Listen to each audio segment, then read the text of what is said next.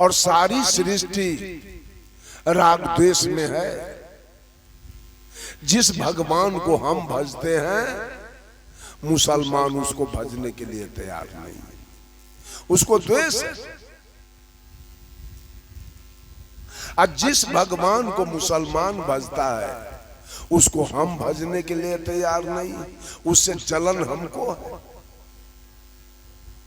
जिस भगवान को सिख भजता है ईसाई उसको भजने के लिए तैयार नहीं है, और जिस भगवान को ईसाई भजता है सिख उसको भजने के लिए तैयार नहीं है। जिस भगवान को पारसी भजता है यहूदी भजने के लिए तैयार नहीं है। मंदिर वाले को मस्जिद पसंद नहीं है, मस्जिद वाले को मंदिर पसंद नहीं है, गिरजा वाले को गुरुद्वारा पसंद नहीं है, गुरुद्वारा वाले को गिरजा पसंद नहीं है। अब वास्तविकता है क्या, इस पर तो विचार किया जाए। ये गुरु लोग कितना पंथ खोल के आपके सामने रखे हैं, और सारे गुरु लोगों का कहना क्या है। एक बात पता है आप लोगों को, जितना ही नया गुरु लोग हुए पंथ खोले हैं उनका कहना क्या है। सब लोग दावा करते हैं कि कबीर का दूसरा अवतार मैं हूं। बाबा जय गुरुदेव ने भी कहा कबीर का दूसरा अवतार मैं हूं। स्वामी दयानंद सरस्वती ने कहा कबीर का दूसरा अवतार मैं हूं। श्री राम शर्मा आचार्य ने कहा कबीर का दूसरा अवतार मैं हूं। बाबा जय गुरुदेव ने कहा कबीर का दूसरा अवतार मैं हूं। बाल जुगेश्वर जी ने कहा कबीर का दूसरा अवतार मैं हूं। सतपाल जी ने कहा कबीर का दूसरा अवतार मैं हूं। रामपाल जी ने कहा कबीर का दूसरा अवतार मैं हूं। रजनीश ने कहा कबीर का दूसरा अवतार मैं हूं। बाबा हरदेव सिंह ने कहा कबीर का दूसरा अवतार मैं हूं। कौन लोग हैं कबीर के दूसरे अवतार? कबीर के विचारधारा आपको कहां कहां मिल रहा?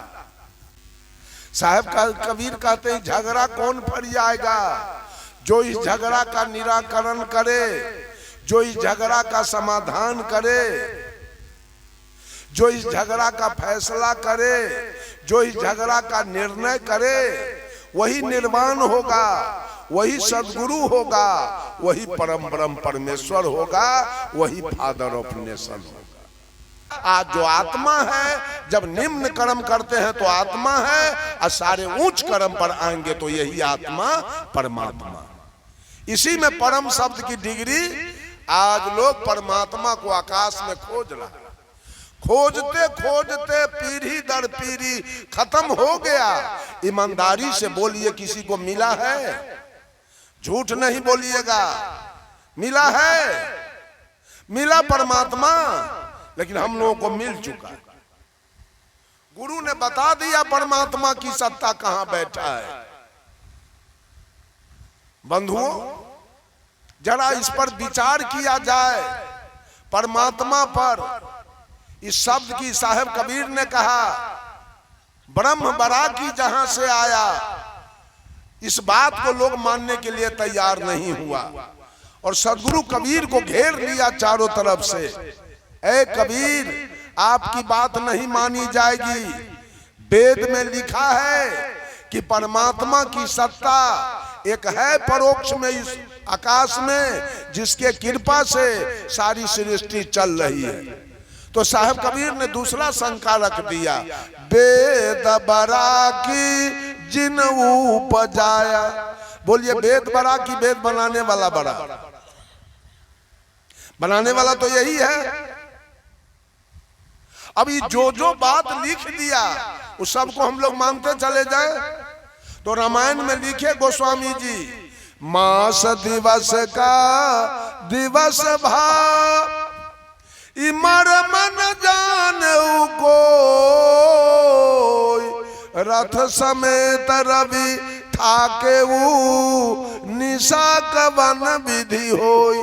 जब राम लक्ष्मण भरत शत्रुघ्न चारों भाई का जन्म हुआ तो चारों भाई का जन्मोत्सव पूरे अयोध्या में मनाया गया। और जब चारों भाई का जन्मोत्सव शुरू हुआ तो ये सूरज 1 महीना तक आकाश में खड़ा रहकर चारों भाई का जन्मोत्सव देखने लगा। सूरज भूल गया, देखते देखते डूबने नहीं गया। परिणाम हुआ कि 1 महीना का एक दिन। मान लीजिए सूरज किसी का छठिहार देखता है, लिखा हुआ तो है, नहीं मानिएगा। जब लिखले बात पर कपार फोड़वाने के लिए सब लोग तैयार है, तब मानिए नहीं बात के कि राम के छठिहार में 1 महीना का एक दिन हो गया। लिखा है मास दिवस का दिवस भा, ये मरम न जाने को, इस मरम को आदि कभी वाल्मीकि जी नहीं जान पाए, 16वीं सदी में तुलसीदास जी जान गए। रामचरितमानस में लिख दिया कि रथ समेत रवि था केहू, कि सूरज अपने मंडली के साथ 1 महीना तक आकाश में खड़ा रहा। निशा कवन विधि होई, रात्रि किसका नाम है 1 महीना। सदा से बेईमानी होती आई है, आज भी बेईमानी चल रही है। नाम जपो, नाम जपो, नाम की दुकानदारी चल रही है। बंधुओं, बड़ा मौका से मनुष्य जो नहीं मिला है, बहुत मौका से मिला है। ऐसे ना हो कि झूठ फूस में ही खत्म हो जाए, ऐसे ना हो कि झूठा गुरु के चाल में आपका पूरा जीवन बर्बाद हो जाए। बहुत बड़ी ठगैती अध्यात्म में चल रही है, बहुत बड़ी धोखेबाजी ये गुरुआ लोग पंथ बना बना करके अब बहुत बड़ा धोखाधड़ी शुरू किया है। सच्चे गुरु का शरण लीजिए और सच्चा काम कीजिए। अरे दूध में पानी मिलाया गया, घी में डलडा मिल गया, चावल में कंकड़ मिल गया, आटा में चोकर मिल गया। अध्यात्म में क्या मिला देना चाहते हैं सो बोलिए, क्या मिलेगा अध्यात्म में?